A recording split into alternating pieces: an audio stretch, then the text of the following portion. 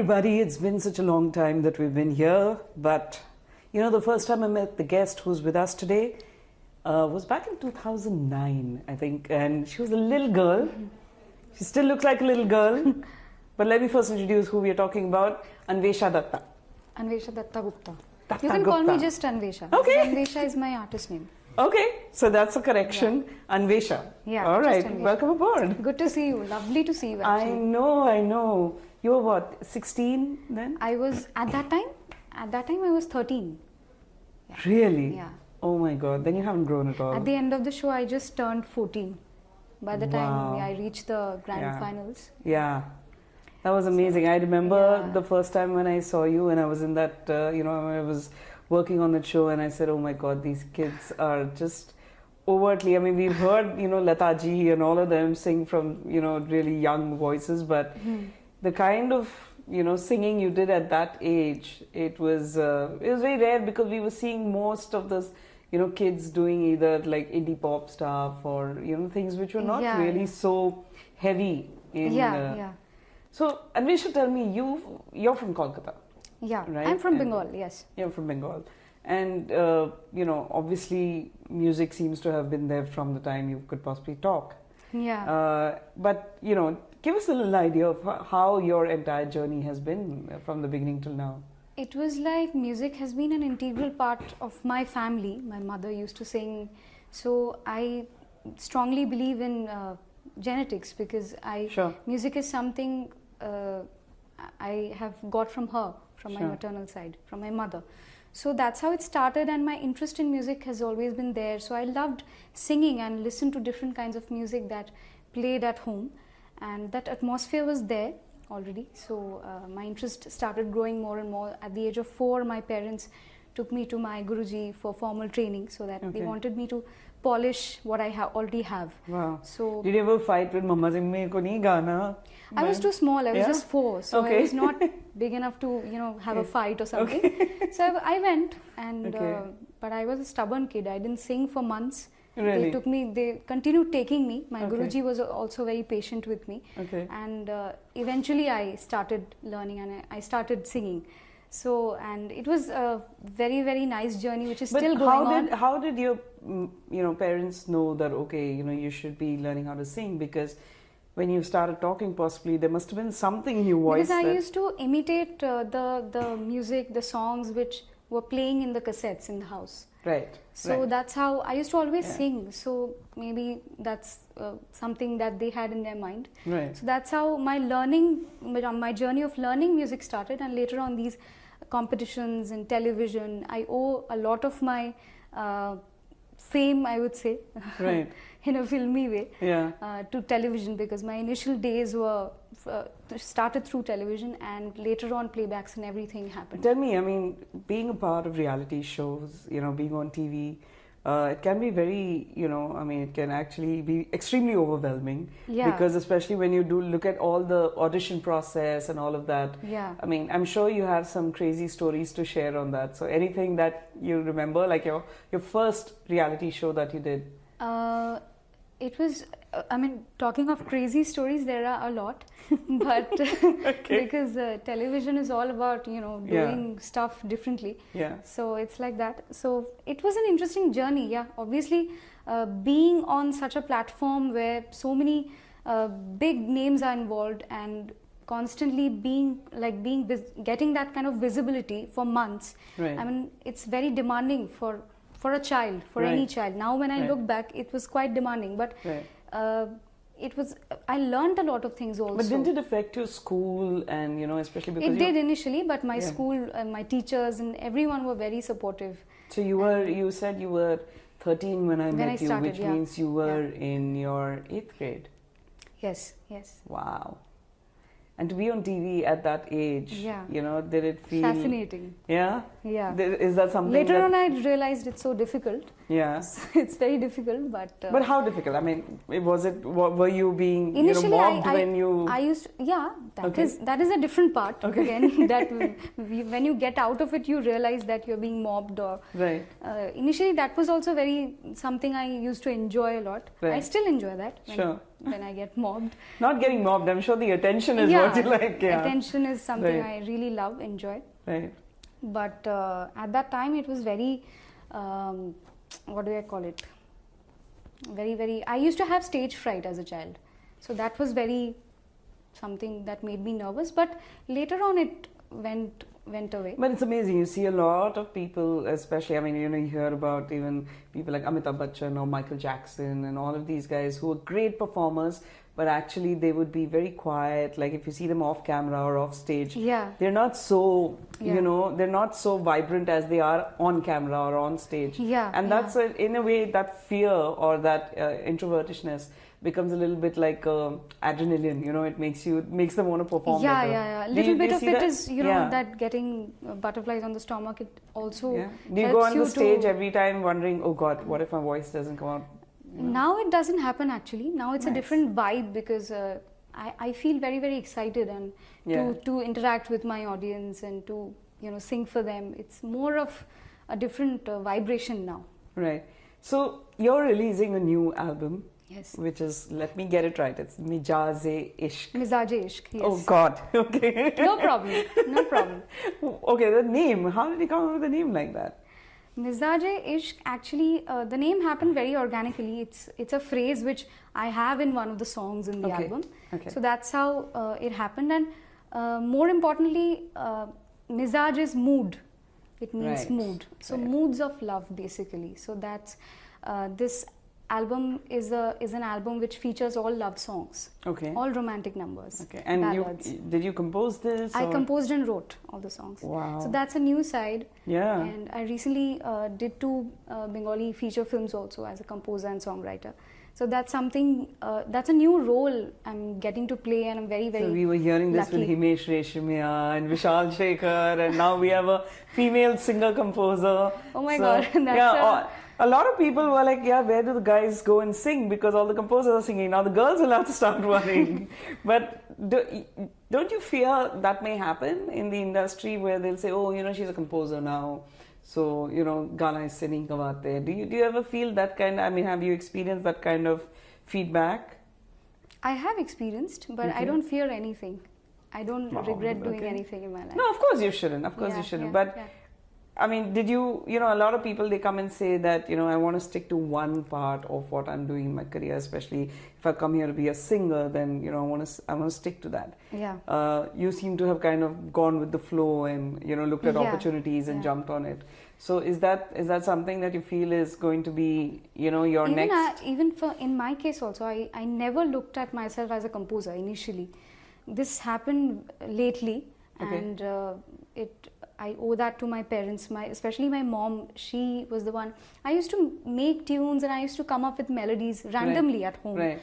So, but never looked at it, I can do it seriously. Right. So she was the one, she said, you can create independent music. So that is okay. Not go and I'm not telling you to aspire for films and all. Okay. But independent music can be done, can be produced if you want. So that encouraging, that boosting thing is also works. I've seen very interestingly. I've seen your father and they wouldn't want to be on camera, but Anwessha's parents are sitting right here, giving her all the support.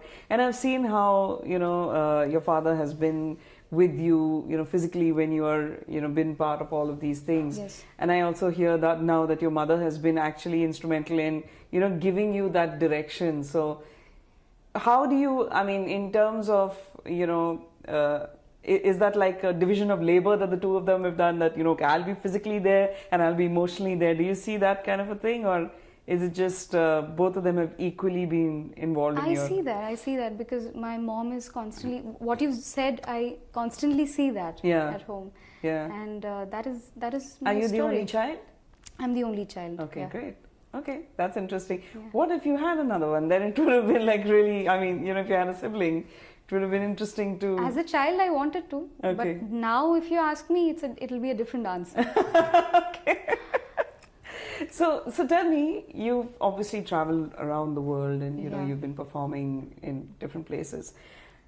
How have you, as somebody who's now composing as well, do you see yourself getting influenced with, the music styles that are out there? Like, for example, today hip hop is huge. Yes. Right? Suddenly everyone's wanting to rap, or everyone wants to have a rap artist in their song. What's your take on that? I mean, what are you looking at the scene, and how do you see yourself placed there? When I look at myself as a composer, since the time I started composing, I have always actively tried to participate in the arrangement sessions. Right. So that has made me more of a musician. Sure. Just because when you're a singer, you're just concentrating on the song part. Right. But I think that parallelly there are other melodies in a music Absolutely. production, which absolutely. goes on. Yeah. There's a flute line going on, or whatever instrument. There is Yeah. some kind of composition parallelly going on, which I can hear now. Which Right. 10 years back, I used to hear music differently. Right. So that is something I really enjoy now. And as a musician, I try to bring the audience in my concerts also something different in terms of instrumentation of my songs. Right. So that is a lovely thing. But tell me, I mean, you know, as somebody who's creating music or composing a song, it's always so tough to know, is it going to work? Are people going to like it? So what's your yardstick? I mean, how do you say, okay, I think I've got a winner, or this is worth putting out? How do you look at it? Basically, people in my team, my music producer, the programmers I work with, and they also are kind of sometimes the songs I come up with. They really love working on my music. That is something which makes me really proud. Right. But this is something they also love about me, is that I follow my heart when it comes to music. Sure. And when the day from when I'll start thinking about, this is what the market wants and I have to make this. Of course, eventually I will have to make such 30 songs. seconds here, coloring back tones. I will have to make songs. some music to cater to a certain kind of audience, certain section of the audience, and the people who finance a certain project. But I'm not rigid in that sense. Right. But when it comes to creating something, I think following the heart and following the gut is very important. What works for you? If I'm not being able to enjoy my song, and if I'm just making it just because ये तो चल जाएगा, तो वो नहीं चल सकता. Correct. Yeah. And how much of an involvement has your mother or father had in the creative process, or do you have a free hand? You know, I mean, do you come up with a tune and then say, what do you think? I mean, how does that, you know, I make them listen to my songs. That's not some kind of regime that they have created, but they are involved in that creative journey. So it's my choice that I make them hear my songs. Nice. So I was reading, you know, a little about you and what you've done so far, and apparently Shankar Mahadevan, you know, pointed out that after Shreya Ghoshal, you're possibly the next, you know, really seasoned, you know, voice that has been discovered. How do you look at that? I mean, you know, what's very flattering. I mean, I feel honored when in all my interviews, people ask me this question. Oh, really? Shankarji. Yeah, Shankarji, because Shankar Mahadevan is like iconic for us, for all Indian musicians. He's an inspiration. So later on, I got a chance to work with him also. Yeah. So it was very, very nice, and he's a very friendly man also. Yeah, yeah. So the kind of respect that he has shown for a young musician like me, it's very, very flattering. Where do you see yourself in the next, say, 2-3 years? You know, I mean, now that you've also kind of ventured into the independent scene, you know, and of course Bollywood's going through its own upheavals and ups and downs and all, right? Where do you see yourself, and where do you see the music industry? I mean, have you given some thought to that? When the film music scene, as far as the film music scene is concerned, I don't want to comment on it. Okay. But I would... something I really feel in my gut strongly is that the independent music is rising. Sure. People are, because the kind of comments I receive on social media, it's very, very encouraging. Right. And that encourages people like me to come up with something unique. So apart from singing for other composers, this is something I would love to do, because people are listening. Right. So this is going somewhere. And do you see yourself performing these songs when you perform live? Yeah, some. Yeah. So let's hear something right now. Okay. From Mizaaj-e-ishq? Yes. Yeah. Okay. Let me get it right. Mizaaj-e-ishq. Yeah, perfect. Got it. Perfect. All right. So I'll sing the song which has Mizaaj-e-ishq in it. Yeah, that'll be nice. Yeah. Yeah. So that we all get it right. धीरे से तेरा वो कानों में कुछ कह जाना, सर्द सांसों का गर्म यूं हो जाना, धीरे से तेरा वो कानों में कुछ कह जाना, सर्द सांसों का गर्म यूं हो जाना, मिजाज-ए-इश्क ने अजब रंग बिखेरा, थोड़ा सा है तेरा थोड़ा मेरा, थोड़ा सा है तेरा थोड़ा मेरा, थोड़ा मेरा. Oh my God, you're singing like you're speaking. It's like totally stress-free. How do you do that? That's easier for me than speaking, actually. Really? Yeah. No, that's beautiful. I think Thank you. I love the composition. Thank you so much. It was very, very nice, and lots of permutation combinations in the way it's been, written. But what I really want to also ask you is, when you look at all the reality show journeys that you've done, and also so many channels are today, everything it's like become a competition ki Rising dekhe ya Indian Idol dekhe. Yeah, totally. So how do you look at it now? I mean, do you for you look at the reality show as something that gave you a platform and got you visibility. Do you think it's still doing that for talent? It's actually a double perspective for me. When I look at it from my singer point of view, it's very, very, I find it very nice, because the results I got from it were very encouraging and very positive. Was it because it was in the early days? Yeah, because of that period. That was a golden period of talent hunt shows, reality shows. Correct. According to me. Abhi bahut zyada ho gaya. Abhi thoda sa matlab in the number of shows happening, it's difficult for kids, and not just kids, I mean the adults also who are coming. The great singers coming up, sometimes I catch, but it's difficult for them to register. Audience के लिए भी stressful है ना, किस मतलब कौन सा show देखे. But would you prescribe this as, for any upcoming talent wanting to create, would you prescribe that as ye route lo up? Would you suggest that? I really don't know. I really don't know, because there are so many shows happening. It's going to take you to a level where people will know your face, but that also depends on if the show gets popular. Or if it's a good brand, like the big branded reality shows, then it's great if you can reach the finals, and it definitely takes you somewhere.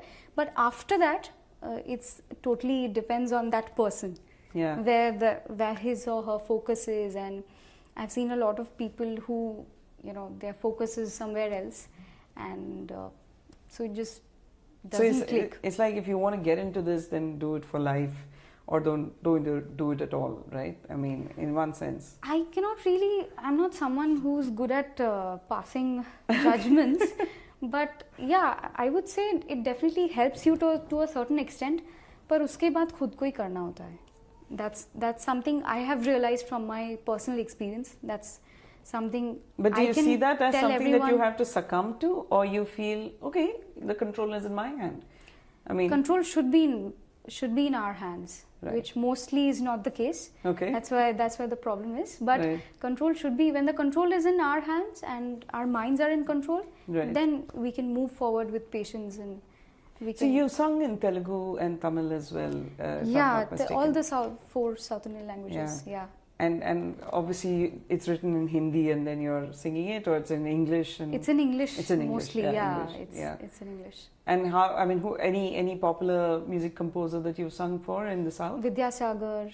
Okay. In Malayalam, Afzal Yusuf. Yeah, there are some people. And how are these people reaching out to you? They see your work, or what's the journey that you have had? Have you actually reached out to them? I mean, Like especially when people are just starting out, you know, they make a demo and they go and reach. I'm asking this question because you've gone through the process, and Yeah. you know it'll be interesting for some talent out there to understand how did someone as young as you know, break into the industry, you know. Actually, you know, that demo thing was television for me. Ah, okay. So it was Nice. like that. Nice. Yeah. So it was television. Television did that for me.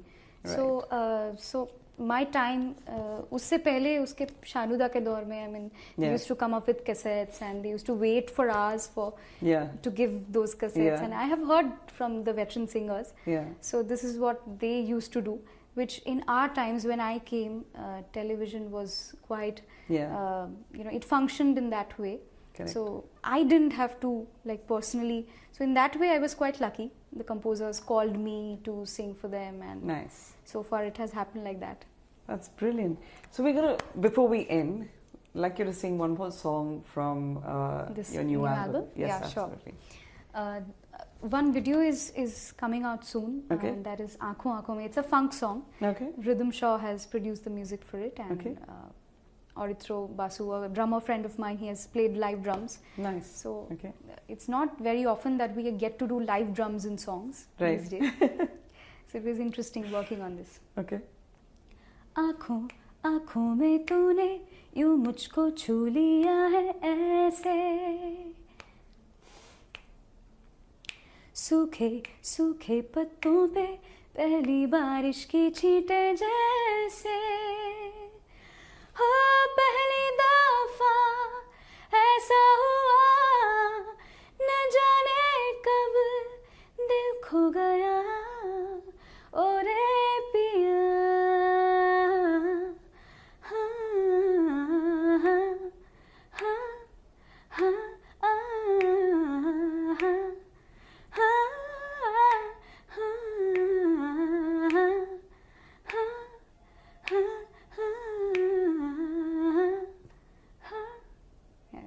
goes like this. Super, super. Now, what I like about your compositions also, you know, they've got a nice, like, it kind of stays in your mind. Oh. And yeah, I mean, I'm sure somewhere... Has a recall? Yeah, it has recall. I mean, I'm sure somewhere towards the night I'll be singing the song. I'm glad it has. Yeah, no, it's simple, but yet it's got a nice lilt to it. So, you know, I mean, that's really sweet. Thank you so much, Anwessha, for coming here. It was fun chatting. Yeah, I'm sure. I'm sorry about the long journey you had to take to come here. As always, the Bombay traffic. And thankfully it wasn't raining, otherwise it would have been a floody traffic. Yeah. But thank you so much. And all the best with your new album, your compositions. Thank you. And look forward to hearing more. Thank you. Thanks. जो भी हो चुका है इस कदर हो गया है कि अब तो छोड़े